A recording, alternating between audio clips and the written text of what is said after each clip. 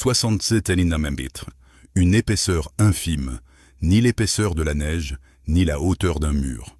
Une carotte de vase lacustre, extraite du fond d'un petit lac du sud du Groenland en juillet 2016. Elle contenait 2000 ans d'archives climatiques continues, déposées saison après saison, près des ruines d'une ferme viking dans la colonie de l'Est. Personne n'avait jamais prélevé d'échantillons à cet endroit auparavant. Toutes les reconstitutions climatiques appliquées aux Vikings du Groenland provenaient de carottes de glace prélevées à plus de 1000 km au nord et à plus de 2000 pétrimètres d'altitude. C'était la première mesure effectuée à l'emplacement même des fermes. Les données de la carotte contredisaient les prédictions d'un demi-siècle de recherche. Pendant près de 5 siècles, une société agricole européenne a prospéré aux confins de l'Arctique. Puis, elle a disparu. Personne n'a jamais consigné la fin de cette histoire. Le fondateur de la colonie avait été exilé à 2 reprises. Erik Thorvaldsson, surnommé Erik le Rouge, était arrivé en Islande enfant, son père ayant été chassé de Norvège pour meurtre. Il a connu le même sort. Un différend concernant du bois emprunté se termina par la mort de 2 fils de ses voisins, et l'Assemblée islandaise le condamna à 3 ans d'exil. La destination de cet exil fut déterminée par la géographie. La Norvège était inaccessible à sa famille. Le sud était l'océan infini. L'ouest n'était qu'une rumeur. Les sagas racontent qu'un marin nommé Gunnbjörn Ulfsson, des générations auparavant, avait été dévié de sa route et avait aperçu la terre à l'horizon sans jamais y poser pied. Erik fit voile vers elle en 982.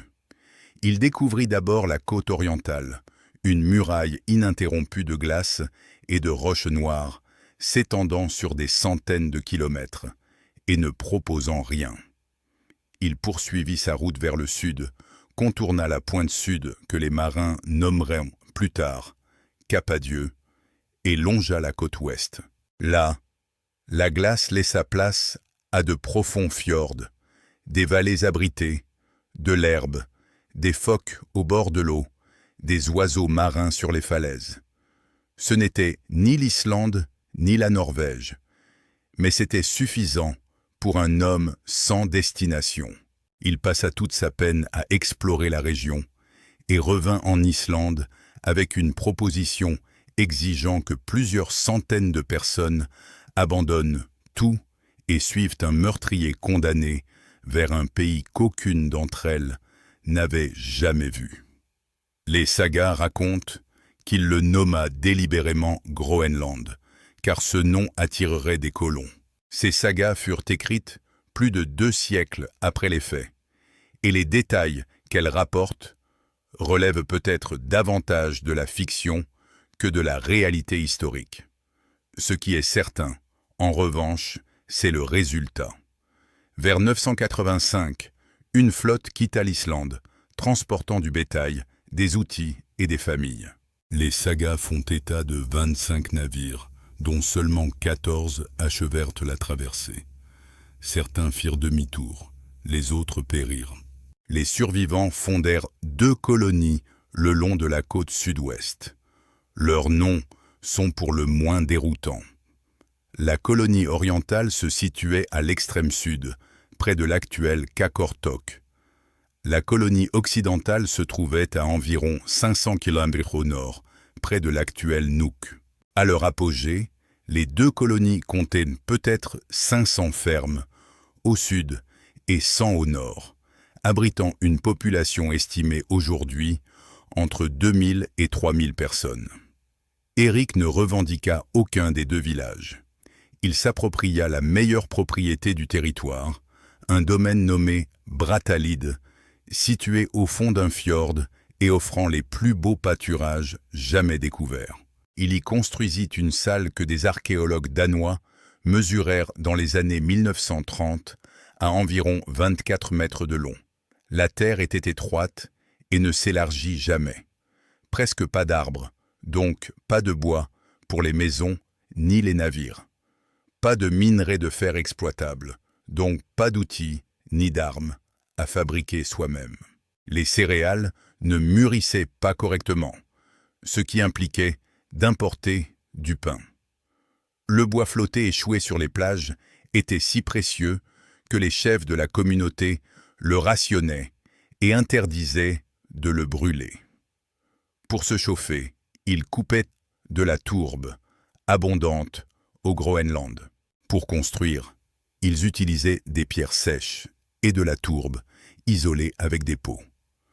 En une seule génération, ils avaient bâti une société agricole arctique fonctionnelle, sur un territoire qui ne fournissait presque aucun des matériaux nécessaires à l'agriculture. C'est là leur réussite. C'est aussi leur vulnérabilité. Tout ce qu'ils ne pouvaient pas fabriquer, ils devaient l'acheter. Et pour acquérir ces ressources, il fallait quelque chose que le reste de l'Europe désirait tellement qu'il était prêt à parcourir 4000 kilomètres pour se les procurer. Pendant la majeure partie du XXe siècle, cette explication est restée figée. On la retrouvait dans les manuels scolaires, les documentaires et les premiers chapitres des ouvrages universitaires. Elle était, à tous égards, considérée comme acquise. Les Vikings, disait-on, étaient des Européens rigides qui avaient transposé leurs traditions agricoles dans l'Arctique et refusaient de les abandonner. Ils élevaient du bétail là où cela n'avait aucun sens. Ils élevaient des moutons alors que l'herbe commençait à se raréfier. Ils observaient les Inuits chasser avec succès dans les mêmes fjords sans rien apprendre d'eux, car les Inuits étaient des païens et les Vikings se considéraient comme supérieurs. Ils sont morts de faim, sans perdre leur dignité européenne. Cette thèse s'appuie sur des travaux sérieux. Thomas McGovern, archéologue aujourd'hui au Hunter College de New York, a écrit dans les années 1980 sur le conservatisme fatal des Vikings face à la raréfaction des ressources. 20 ans plus tard, Jared Diamond a popularisé l'affaire auprès d'un large public avec son livre « Effondrement », où le Groenland est devenu la parabole centrale d'une société ayant choisi sa propre destruction. Il est important de comprendre que cette conclusion n'était pas hâtive. Elle s'appuyait sur les preuves existantes. Les ossements d'animaux provenant des fermes vikings attestent bel et bien de l'élevage de bétail à des latitudes où ce dernier est quasiment invincible. Aucun kayak n'a jamais été retrouvé dans un contexte viking au Groenland. Aucun harpon à bascule, l'arme la plus efficace contre les mammifères marins dans l'Arctique, n'apparaît dans leur culture matérielle. Les sources écrites qui nous sont parvenues sont d'inspiration européenne et se montrent systématiquement méprisantes envers le peuple qu'ils appelaient les Skrælings. Et le résultat était sans équivoque. La colonie viking a disparu. Les Inuits, eux, ont survécu. Lorsqu'une population disparaît d'un territoire tandis qu'une autre y perdure, il est logique de penser que la première n'a pas su tirer les leçons de la seconde. C'est même l'interprétation la plus évidente. C'était aussi une histoire porteuse d'une morale. Et cette morale était limpide. Une civilisation détruite par sa propre arrogance. Un avertissement sur le prix à payer pour refuser d'apprendre de ceux que l'on considère comme inférieurs. Voilà une forme satisfaisante pour une histoire. Et cette forme satisfaisante est souvent le premier signe qu'un récit accomplit quelque chose qui dépasse la simple description. La difficulté à la réfuter était d'ordre pratique. Il n'existait aucun document non lu. Les écrits sur les Vikings du Groenland se résument à une poignée de lettres, quelques entrées annales éparses, un dossier de correspondance papale et 2 sagas composées des siècles après les événements qu'elle relate. Ces archives furent épuisées au milieu du XXe siècle. Aucune archive n'aurait pu produire une seconde version. Ce qui allait modifier le verdict sur les Vikings du Groenland ne se trouverait pas dans une bibliothèque. Il faudrait le puiser dans le sol, dans les corps ou dans les sédiments. Et les instruments capables de lire ces choses n'avaient pas encore été construits. Ces instruments arrivèrent lentement et provenaient de l'extérieur du domaine archéologique.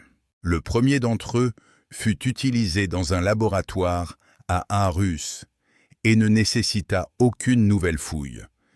Il suffisait d'utiliser les ossements exhumés des cimetières vikings et conservés pendant près d'un siècle. La technique employée, l'analyse des isotopes non stables, repose sur le principe qu'un squelette humain n'est pas qu'une simple structure, mais une véritable empreinte. Chaque repas laisse une signature chimique dans les tissus, et cette signature est inaltérable. Les ossements des Vikings du Groenland recelaient la réponse depuis toujours. Le mécanisme est simple. Le carbone et l'azote existent sous plusieurs formes stables et leurs proportions varient sensiblement entre la terre et la mer. Une vache élevée dans les pâturages groenlandais et un phoque pêché dans un fjord groenlandais présentent des signatures différentes. Lorsqu'une personne consomme l'un ou l'autre, cette signature s'incorpore au collagène de ses os et y reste fixée définitivement. En mesurant ces proportions dans un fragment de squelette, on peut déterminer avec une précision raisonnable la part des protéines d'origine aquatique. En 1999, une équipe a publié précisément cette mesure pour les Vikings du Groenland. Jette Arneborg, du Musée national du Danemark, en collaboration avec Jan Heinemeier, Niels Linerup, Henrik Nielsen, Niels Rude et Arne Sveinbjørnsdottir, a examiné 27 squelettes exhumés de cimetières vikings datant de la fin du Xe siècle au milieu du XVe siècle. Leurs résultats ont été publiés dans la revue Radiocarbone. Au début, les ossements confirment les prédictions de la tradition. Vers l'an 1000, à l'époque d'Éric le Rouge, environ 20% des protéines alimentaires provenaient de la mer et 80% de la terre, bœuf, mouton, produits laitiers. L'alimentation d'une société agricole européenne transplantée au nord et qui conservait ses caractéristiques. Vers 1450, pour les dernières générations de la colonie, ces proportions s'étaient inversées. Environ 80% des protéines étaient d'origine marine, principalement du phoque. Les proportions n'avaient pas simplement changé, elles s'étaient inversées. Cette mesure a été étendue en 2012, lorsque Earl Nelson, Heine Meyer, Linerup, Sveinbjørnsdottir et Arna Borg ont publié une analyse isotopique de 80 individus provenant de 7 cimetières, 5 dans la colonie orientale et 2 dans la colonie occidentale. Cet échantillon plus important a confirmé la tendance et l'a étendu à l'ensemble de la colonie plutôt qu'à un seul site. Une société qui refuse de s'adapter ne reconstruit pas l'intégralité de sa base protéique à partir de zéro. Ce n'est pas le fruit du conservatisme. C'est ce que produit une population soumise à une pression constante, génération après génération, en apprenant à ses enfants à chasser ce que leurs grands-parents consommaient à peine. Les données ne sont pas sans complexité, et cette complexité mérite d'être soulignée. Les assemblages d'ossements animaux provenant de certaines fermes fouillées, notamment le site connu sous le nom de « ferme sous le sable » dans la colonie occidentale, montrent effectivement une exploitation croissante des espèces marines, mais pas un changement d'une ampleur comparable à celle suggérée par les données isotopiques. Concilier ces deux constats reste un problème d'actualité. L'interprétation d'Arneborg a toujours été plus nuancée que les gros titres qui ont suivi. Les Vikings pouvaient s'adapter, a-t-elle soutenu, mais il y avait une limite à leur capacité d'adaptation tout en conservant leur identité. Leur régime alimentaire s'est rapproché de celui des Inuits. La distance entre les deux sociétés restait trop grande pour que les Vikings deviennent Inuits. Les isotopes prouvent un effort. Ils ne prouvent pas que cet effort ait été suffisant. L'archéologie, dans son ensemble, raconte la même histoire, mais sous un autre angle. L'équipement de chasse aux mammifères marins augmente dans les archives des phases plus récentes. Les fermes se regroupent. Les propriétés isolées, situées en altitude et au plus près des glaces, sont les premières à être abandonnées. À Kor ou Lord Toursuak, dans la colonie de l'Est, une ferme a été abandonnée et transformée en pâturage saisonnier, car les terres dont elle dépendait ne produisaient plus assez de foin pour nourrir le bétail pendant l'hiver. Tout ce que les Vikings pouvaient changer, ils semblent l'avoir changé.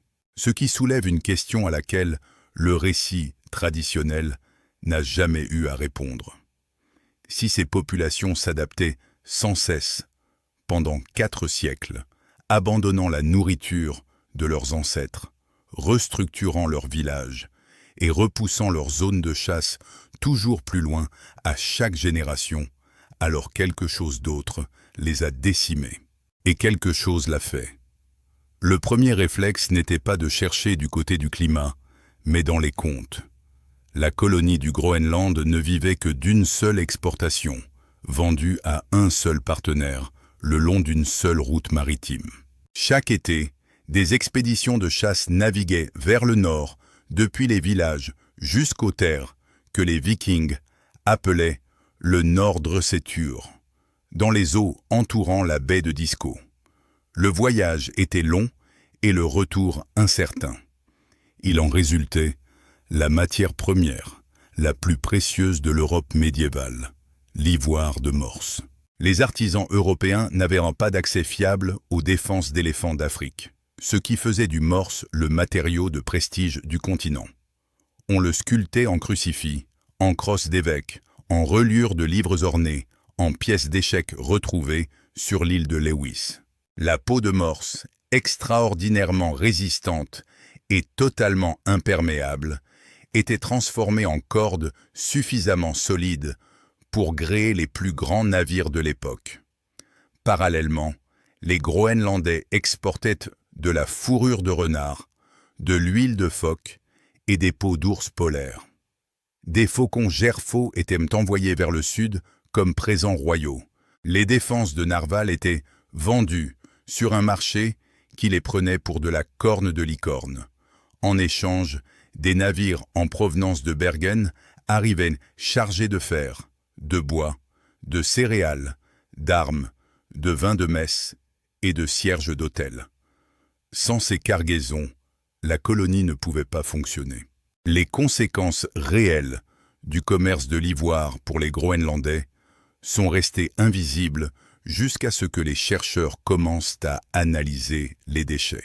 En 2018, Bastian Starr, James Barrett, Agatha Gondek et San Boysen-Cool ont publié dans les Proceedings of the Royal Society une étude qui, pour la première fois, a permis de retracer l'origine de l'ivoire européen médiéval jusqu'à des populations spécifiques de morses arctiques.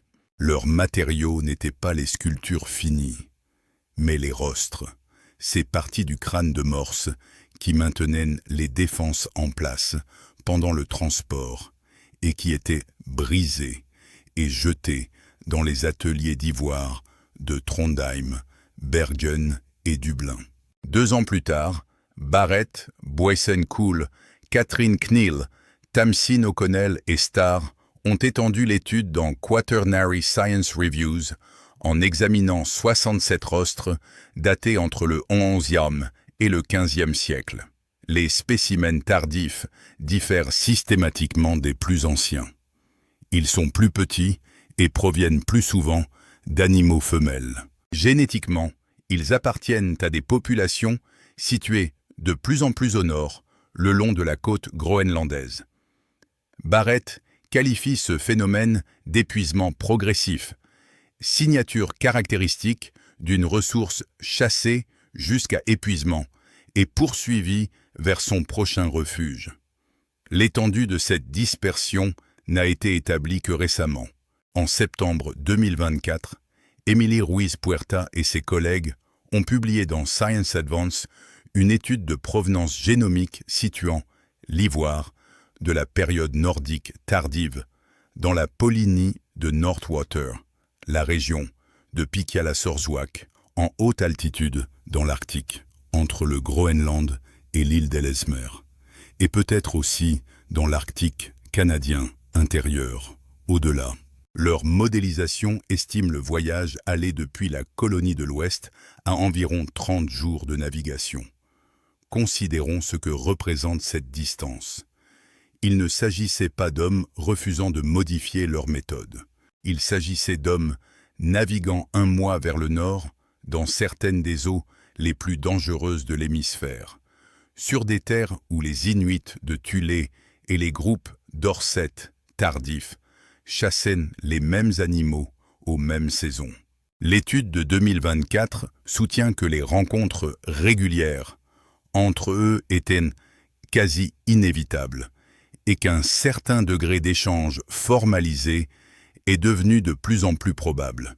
Ils sont allés plus loin et ont travaillé plus dur pour moins que ce que le marché leur réservait.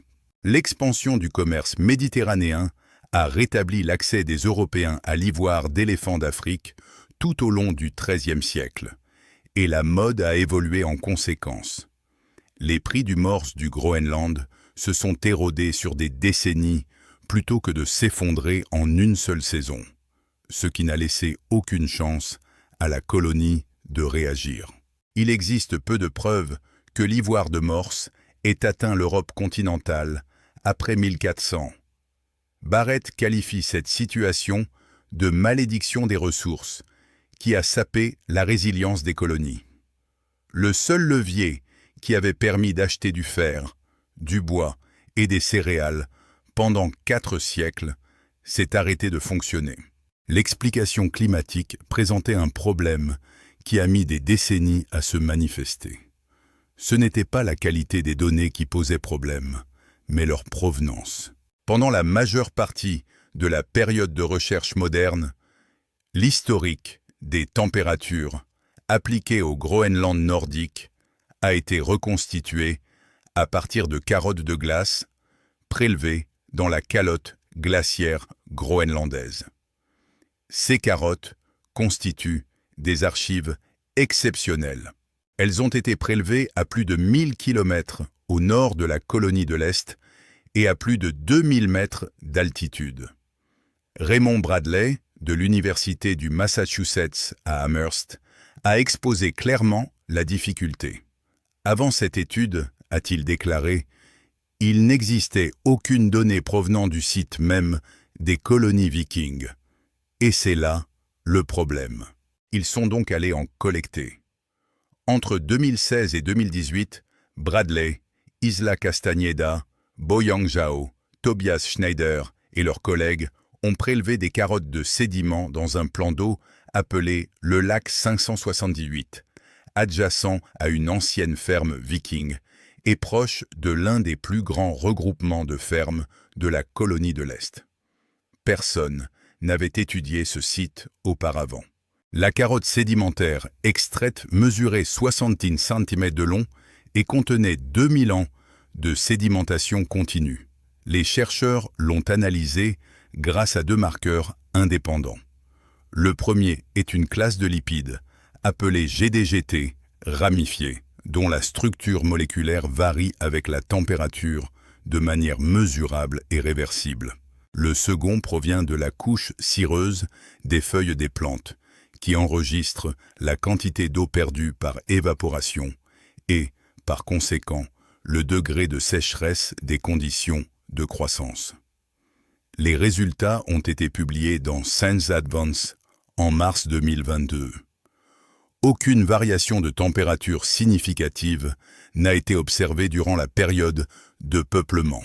La carotte a en revanche révélé une tendance à l'assèchement persistante, s'accentuant au fil des siècles d'occupation viking et atteignant son apogée au XVIe siècle. Le fléau n'était pas le froid, mais la sécheresse. Pour cette société en particulier, la situation était encore plus dramatique. Au Groenland viking, tout reposait sur le foin. Le foin permettait au bétail de survivre à un hiver qu'aucun pâturage ne pouvait assurer. La diminution des précipitations entraînait une raréfaction de l'herbe, et donc une diminution de la production de foin, ce qui obligeait les animaux à rester à l'intérieur avec des réserves de fourrage qui s'épuisaient avant le printemps. Moins de veaux survivent.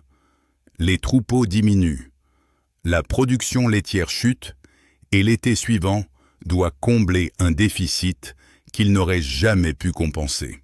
Toutes les exploitations de la colonie sont entrées dans cette même spirale infernale à peu près au même moment, et la tendance à l'assèchement des sédiments coïncide avec le changement de régime alimentaire enregistré dans les ossements. Ces deux observations décrivent la même crise sous deux angles opposés. L'ampleur des dégâts n'est pas hypothétique. La sécheresse qui a frappé le sud du Groenland en 2008 a réduit de moitié les rendements de foin. D'autres étés de sécheresse ont suivi en 2010, 2011, 2012, 2015 et 2019. Les agriculteurs groenlandais modernes réagissent en important du fourrage. Cette option n'existait pas au XVe siècle. Un second phénomène s'observe parallèlement. En 2015, Nicolas Young, Avriel Schweinsberg, Jason Briner et Joerg Schäfer ont publié la datation cosmogénique de blocs erratiques laissés par l'avancée des glaciers dans le sud-ouest du Groenland et sur l'île de Baffin. Leurs résultats situent ces glaciers à leur extension maximale, ou presque, durant la période de colonisation viking. La période chaude médiévale au Groenland n'a pas été chaude, ce qui remet en question le récit historique. Les Vikings ne sont pas arrivés durant une période tempérée et n'ont pas vu le temps se refermer derrière eux. Ils sont arrivés dans une région déjà froide, déjà marginale, déjà proche des limites de ce que l'agriculture pouvait supporter. Puis, sur une période de 400 ans, le climat s'est asséché. Zhao a clairement indiqué que la sécheresse n'en était jamais la seule cause. C'était le sol qui se déformait sous-jacent.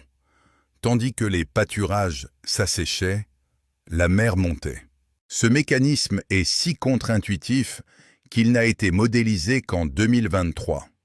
Cette année-là, Marissa Borrigan, alors doctorante à Harvard, a publié des travaux dans les actes de l'Académie nationale des sciences avec Konstantin Latichev, Sophie Coulson, Evelyn Powell, Jerry Mitrovica, Glenn Milne et Richard Halley. Leur sujet était l'ajustement isostatique glaciaire, c'est-à-dire la façon dont la surface de la Terre et celle des océans réagissent à la formation et à la fonte des glaces. L'avancée d'une calotte glaciaire a deux effets sur le littoral. Sa masse exerce une attraction gravitationnelle sur l'eau environnante, attirant la mer vers elle. Son poids s'exerce également sur la croûte terrestre sous-jacente, provoquant un affaissement des terres. Borrigan a décrit cette combinaison comme un double coup dur. Le sol s'affaisse, tandis que le niveau de l'eau monte. L'élévation du niveau de la mer n'est pas due à la formation de glace, mais bien à celle-ci. Appliquée au sud-ouest du Groenland avec une résolution d'environ 1 km et comparée à la carte archéologique, le modèle a produit des chiffres impressionnants. Durant la période d'occupation viking, le niveau de la mer dans la région habitée a augmenté jusqu'à 3,3 mètres, soit 2 à 6 fois plus vite qu'au XXe siècle. Environ 207 km de terre côtière ont été touchés. Le littoral a reculé de plusieurs centaines de mètres. 75% des sites vikings connus dans la région se situent à moins d'1 kilomètre d'une zone inondée. À Brattahlid, le domaine d'Éric, les premières estimations évaluaient la perte de terres agricoles à environ 50 hectares. Les terres inondées étaient les meilleures qu'il possédait, des plaines fertiles et basses, à l'entrée des fjords. C'est là que le bétail avait pâturé pendant 400 ans. Les pâturages de l'intérieur s'asséchaient. Les pâturages côtiers étaient submergés. L'agriculture n'avait nulle part où se réfugier. Puis, les soutiens extérieurs furent coupés les uns après les autres, en l'espace d'une seule génération. En 1349, la peste noire atteignit la Norvège et décima entre la moitié et 60% de la population en 6 mois environ. Il n'existe aucune preuve archéologique ou génétique que la peste ait jamais atteint le Groenland. Ce n'était pas nécessaire. Le Groenland avait passé 4 siècles à bâtir l'ensemble de ses relations extérieures autour de Bergen. Et les familles de marchands, les équipages et les accords commerciaux qui constituaient ces relations furent anéantis en 6 mois. En 1378, Alf, le dernier évêque du Groenland, mourut à Gardar. Aucun remplaçant ne fut jamais envoyé. Les archives papales contiennent une correspondance ultérieure concernant l'idée de nommer un tel détachement. Discuter avec le détachement approprié à un diocèse que personne à Rome ne pouvait joindre. En 1379, les annales islandaises font état d'une attaque au cours de laquelle 18 hommes furent tués. Le dernier événement daté est un mariage. Le 16 septembre 1408, à l'église de Vals, dans la colonie de l'Est, Thorstein Olafsson épousa Sigrid Björnsdottir. 2 prêtres, Eindridi Andresson et Paul Alvardsson, lurent peindre les Bans pendant 3 dimanches consécutifs. Le couple était islandais et avait été dérouté vers le Groenland. Ils retournèrent en Islande et s'y installèrent. La datation au radiocarbone indique que la colonie a perduré pendant environ un demi-siècle après leur départ. Ce qui s'est passé durant ce demi-siècle fait débat. Certains chercheurs évoquent un départ organisé et délibéré. Une population qui, après avoir évalué sa situation, est partie. Thomas McGovern, qui a étudié la question plus longtemps que presque personne, propose une autre interprétation. Il parle d'une véritable tragédie. La disparition d'une communauté d'1 millier de personnes environ à la fin, et l'utilisation d'un terme plus clair pour décrire le résultat. S'éclaircit la gorge. Extinction. Les 2 hypothèses restent d'actualité. Aucune n'a été prouvée.